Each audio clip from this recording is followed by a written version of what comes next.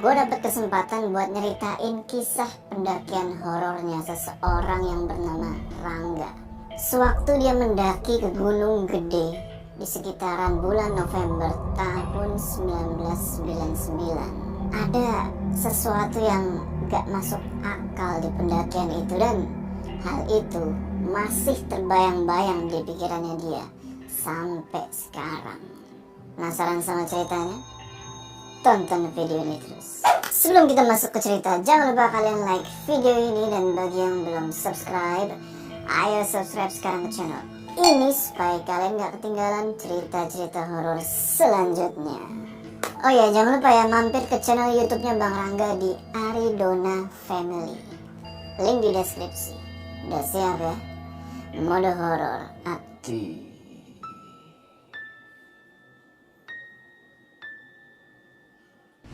Cerita ini bermula di mana suatu hari Rangga ini lagi kesel sama abangnya.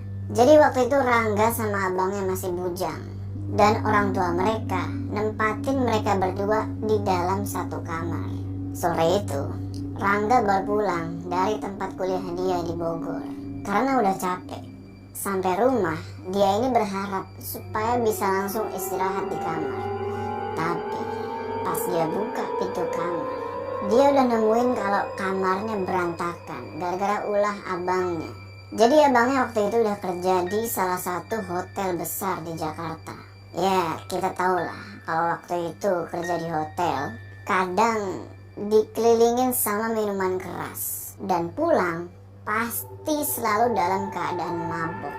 Rangga pengen ngelampiasin rasa keselnya itu ke abangnya, tapi gak jadi.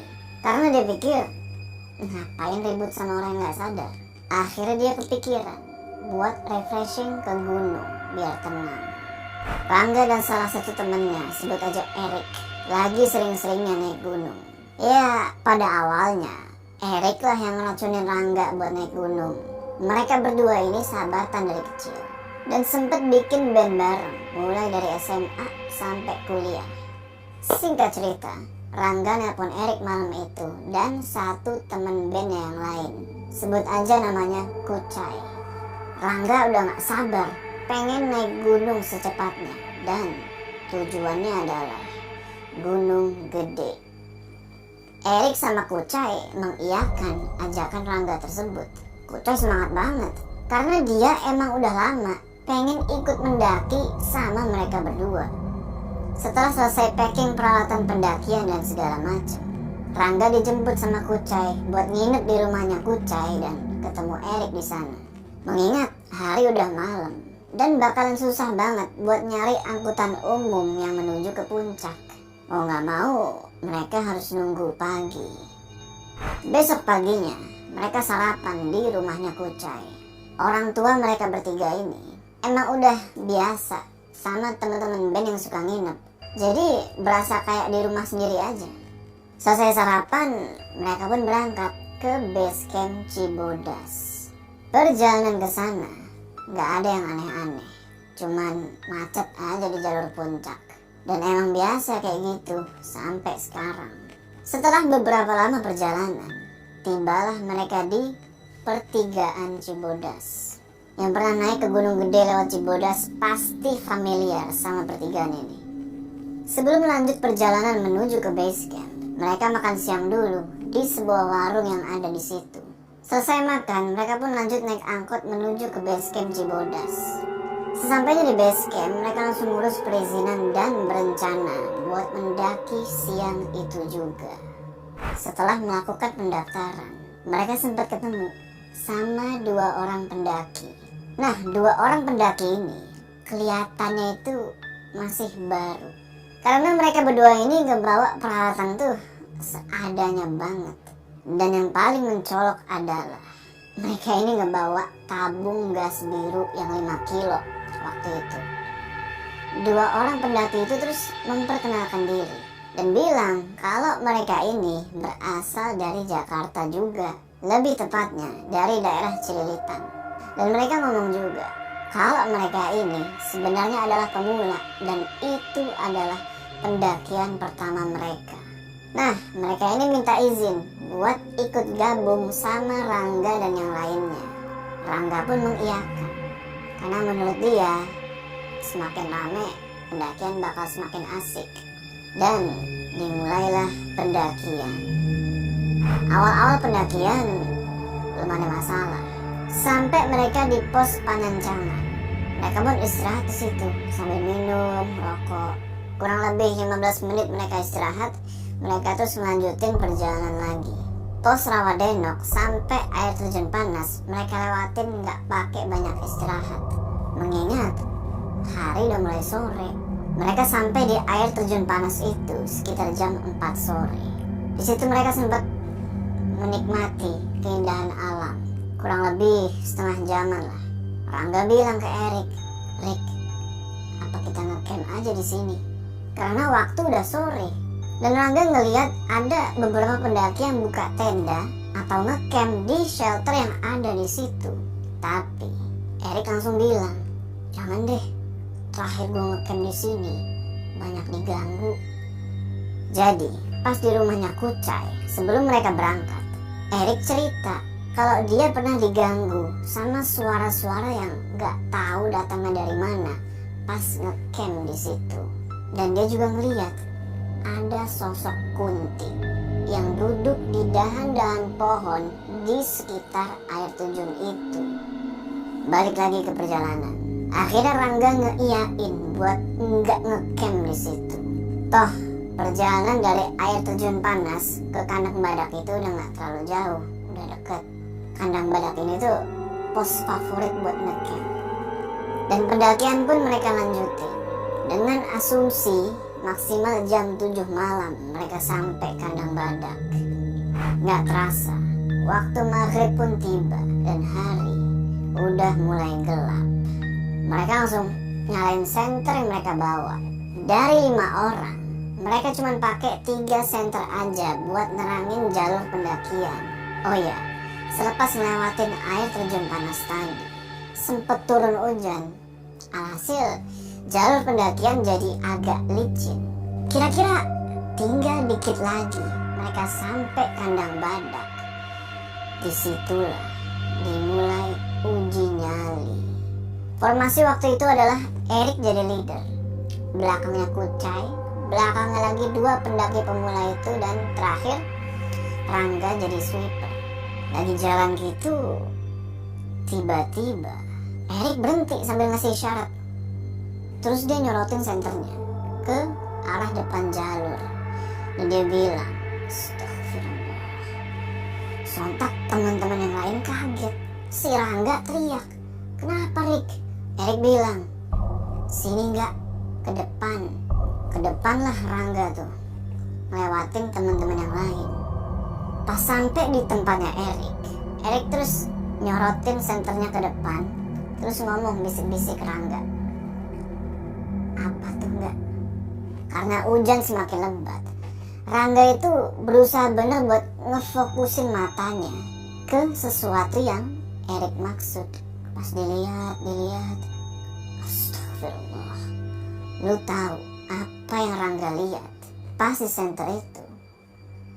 Ternyata yang kelihatan adalah sosok laki-laki pendek, pakai topi Pak Tani atau topi caping, dan tangannya itu merenggang kayak gini. Buat ngegesin lagi, Rangga terus nyorotin juga senternya ke arah sosok itu. Pas disorot, sosok itu ngedeket dan bergerak kayak gerakan patah-patah gitu. Jadi gue meragain sebisa gue ya. Sontak Erik sama Rangga langsung mundur dan sosok itu berhenti. Mereka semua, terutama Erik dan Rangga, langsung doa minta perlindungan. Setelah itu mereka pun berusaha buat ngeberaniin diri. Tapi setiap kali mereka berusaha maju buat ngelewatin sosok itu malah ngedeket juga ke arah mereka. Seakan-akan tuh kayak ngalang-ngalangin gitu. Mereka doa makin kencang dan makin khusyuk. Setelah itu mereka diskusi gimana caranya ngelewatin sosok itu. Akhirnya Rangga bilang, "Udah ayo, kita harus tetap maju dan lanjutin perjalanan. Baca doa-doa yang kita bisa. Tetap jalan maju dan nunduk aja udah. Teman-teman yang lain pun nggak iyain. Setelah itu, mereka pun nekat maju. Sambil baca doa, mereka jalan nunduk terus nggak pakai ngeliat sosok itu lagi. Sosok itu masih ada. Dan alhamdulillah, mereka bisa ngelewatin sosok itu. Dan tiba-tiba hujan reda. Terus jalan dan pada akhirnya mereka sampai di kandang badak. Mereka pun ngecamp tuh di kandang badak. Alhamdulillah gak ada gangguan apa-apa lagi pas mereka istirahat malam itu. Mereka tidur cepet karena rencananya mereka pengen ngelihat sunrise di puncak gede besok pagi. Singkat cerita, besok paginya mereka beberes dan masukin semua peralatan ke dalam carrier. Karena rencananya setelah muncak mereka mau turun lewat jalur Gunung Putri. Mulailah mereka jalan menuju puncak sampai di Tanjakan Setan. Setelah semua berhasil ngelewatin tanjakan yang super terjal itu, baru beberapa langkah mereka ngedenger suara babi hutan. Sontak mereka langsung siaga kan, takutnya diserang babi. Tapi untungnya suara babi itu menjauh dan hilang. Setelah itu mereka ngelanjutin pendakian sampai ke puncak Gunung Gede. Mereka sampai di puncak gede itu sekitar jam 6 lewat sedikit. Cuman waktu itu cuaca emang lagi mendung dan agak berkabut.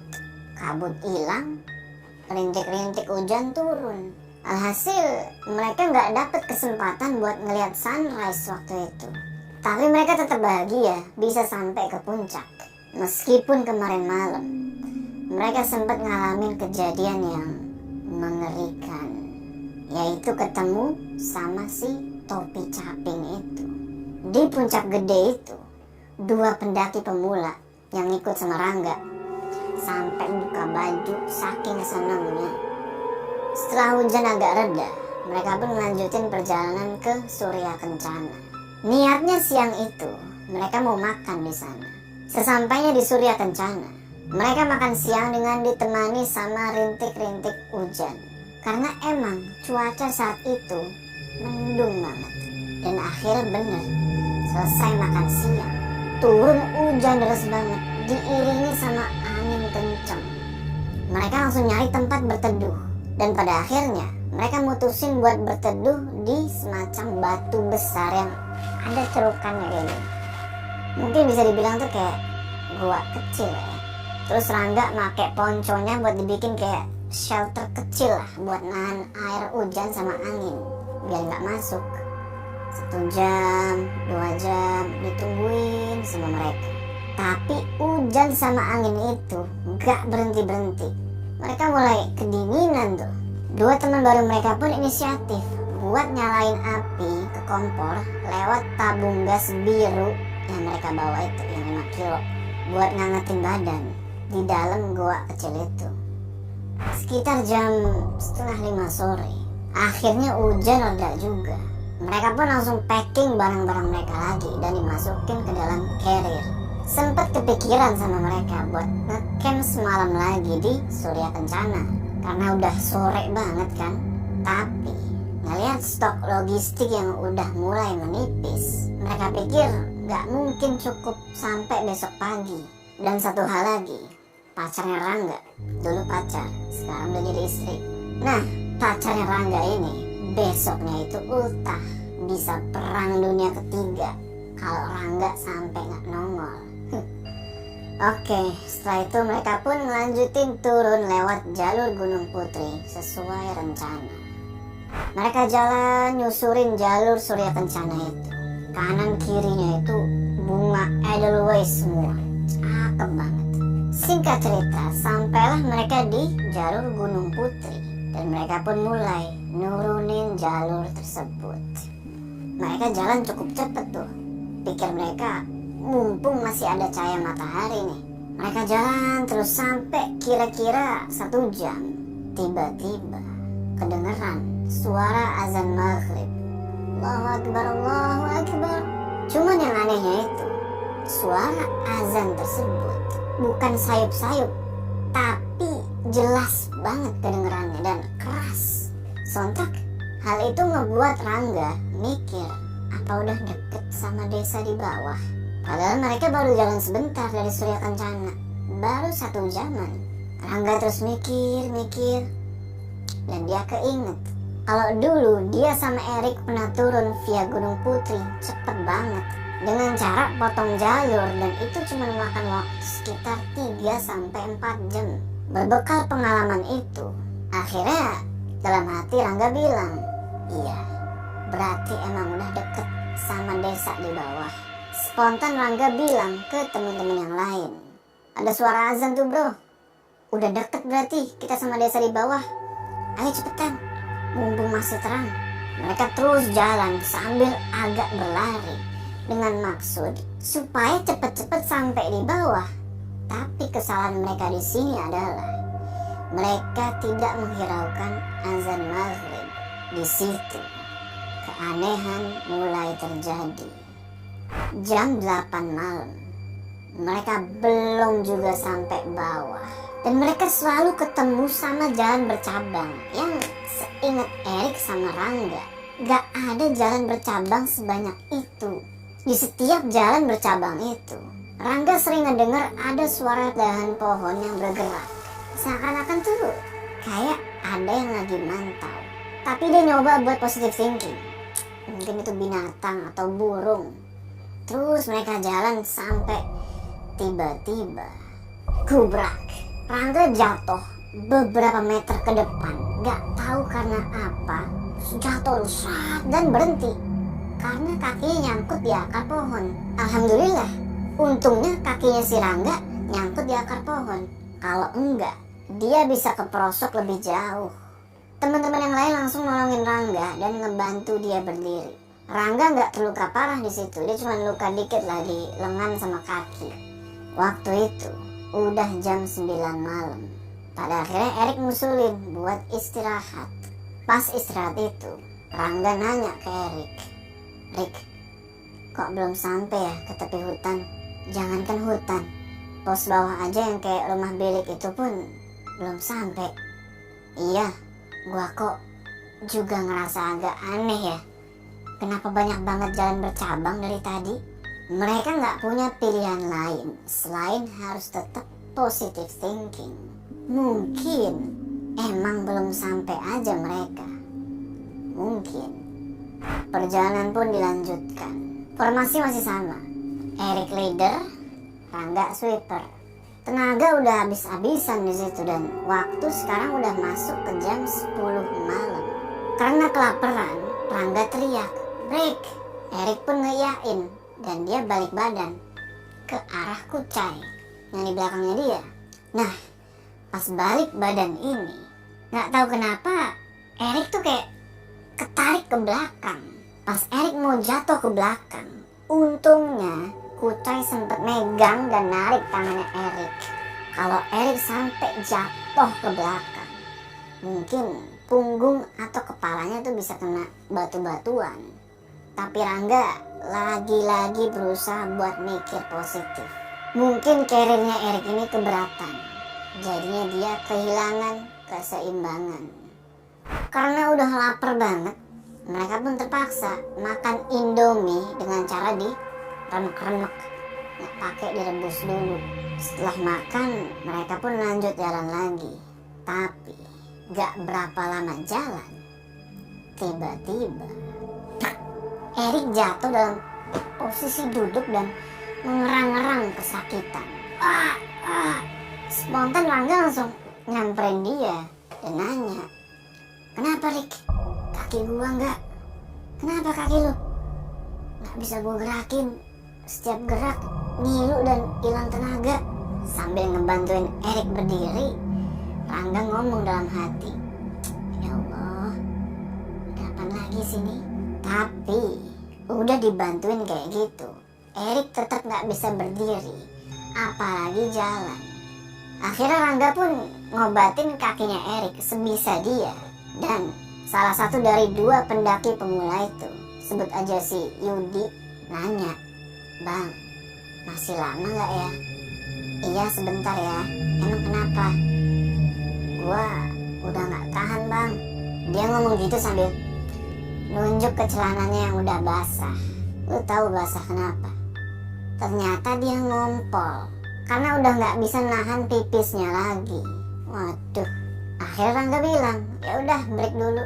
Selagi break, Rangga ngomong ke Erik, Rik, gimana nih? Apa benar ini jalan yang biasa kita lewatin? Tapi kok belum sampai-sampai ya? Iya, gue juga bingung gak. Berdoa aja deh sebisa kita. Ya udah, istirahatin dulu deh Rik kaki lu. Rangga terus berdoa sambil di pikirannya itu dia bilang, gua harus pulang. Gua harus pulang. Gak lama mereka istirahat. Rangga mutusin kalau mereka harus ngelanjutin perjalanan lagi. Cuman yang jadi masalah itu, Erik gak bisa jalan sendiri, apalagi sambil bawa carrier. Akhirnya Rangga dan Kucai ganti-gantian gendong Erik dan ngebawain carriernya. Setelah lama menuruni jalur itu, akhirnya mereka sampai juga di tepi hutan. Udah kelihatan jelas ladang dan sawah di depan mereka. Rangga pun mutusin buat ninggalin Erik dan dua pendaki pemula itu, karena dia dan Kucai pengen cepet-cepet turun ke base camp buat manggil ranger. Sesampainya di base camp, Rangga langsung melaporin keadaan teman-temannya, dan dua ranger pun langsung bergerak menuju ke lokasinya si Erik. Cuman sarungan doang. Setibanya di lokasi Erik lagi, ranger itu langsung ngegendong Erik dan nyuruh Rangga sama yang lainnya buat turun duluan. Pas sampai di base camp lagi, lu mau tahu udah jam berapa? Jam 3 pagi. Dari jam 5 sore sampai jam 3 pagi mereka pun langsung disuguhin teh hangat. Setelah itu mereka bersih-bersih dan istirahat. Jam 8 pagi mereka bangun dan kondisi kakinya Erik tidak menunjukkan ada perubahan. Tapi tetap mereka harus pulang hari itu juga. Mereka pun pamit dan berterima kasih sama para ranger di base camp Gunung Putri itu. Dengan tertatih-tatih Erik jalan, dan singkat cerita mereka naik bus yang menuju ke terminal Kampung Rambutan. Sampai di terminal, mereka pun berpisah sama dua teman barunya itu, si pendaki-pendaki pemula. Singkat cerita, semuanya udah pada sampai tuh di rumah masing-masing dengan selamat. Dan sesampainya Rangga di rumah, dia langsung mandi dan tidur siang. Sekitar jam 3 sore, pacarnya Rangga datang ke rumah. Dia nyamperin Rangga sambil nangis, isak-isak nangisnya itu. Dia nanya ke Rangga, kamu kemana aja? Kok gak ada kabar? Emang sebelum mendaki, Rangga gak ngasih tahu ke siapapun dia mau kemana. Di situ, pacarnya Rangga cerita kalau semalam dia ini mimpiin si Rangga. Rangga nanya dong, mimpi apa? Jadi pacarnya Rangga itu mimpi kalau dia lagi nyari-nyari Rangga, dicari tuh. Terus sempat juga nanya ke teman-temannya Rangga, tapi nggak ada satupun yang ngasih jawaban yang jelas. Tiba-tiba mimpinya berubah.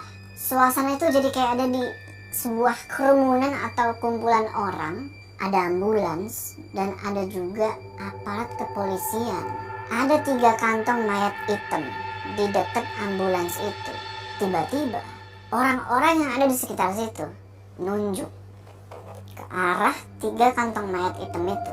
Sontak pacarnya Rangga ngedeketin kantong itu dan dia ngeliat. Ternyata yang ada di dalam kantong mayat itu adalah Rangga, Erik, dan Kucai. Kaget langsung ngedengar pacarnya cerita kayak gitu. Karena dia emang gak cerita ke siapapun mau mendaki kemana dan pergi sama siapa. Kok bisa mimpinya begitu? Seminggu berlalu dan Rangga mutusin buat main ke rumahnya Erik buat ngecek keadaan kakinya. Alhamdulillah Erik udah bisa jalan. Tapi lagi-lagi Rangga dapat cerita mimpi dari ibunya Erik. Beliau nanya, kalian tuh kemana emang? Sampai kakinya Erik sakit gitu. Soalnya tante pernah mimpi beberapa malam lalu. Yang dimaksud malam ini adalah malam dimana Rangga sama yang lainnya itu masih di Gunung Gede itu. Beliau lanjut lagi cerita. Tante mimpi di ruangan gelap ketemu Erik. Erik dipanggil-panggil, nyaut. Tapi dia nggak bisa lihat tante. Tangannya cuma berusaha ngeraih-raih. Tapi nggak bisa ngeraih tante. Ngedenger cerita itu, makin bingung si Rangga. Kenapa mimpi orang-orang terdekat mereka seperti ada hubungannya sama kejadian malam itu di Gunung Gede? Oh ya, tentang dua pendaki pemula itu. Jadi sebenarnya dalam pendakian itu, dua orang ini sempat bercanda agak keterlaluan, sompral gitulah, dan melakukan tindakan-tindakan yang gak pantas. Mereka sempat ngetawain seseorang dengan kondisi yang, maaf, cacat. Allahu a'lam. Yang penting, yang bisa dipetik dari cerita ini adalah saat kita di alam bebas atau dimanapun deh, selalu jaga perkataan dan sikap. Terutama selalu ingat sama Allah dan panggilan buat sholat. Oke teman-teman, gimana tuh tadi ceritanya? Tulis pendapat kalian di kolom komentar ya. Sebelum kita berpisah, jangan lupa kalian like video ini, dan bagi yang belum subscribe, ayo subscribe sekarang ke channel ini supaya kalian gak ketinggalan cerita-cerita horor selanjutnya.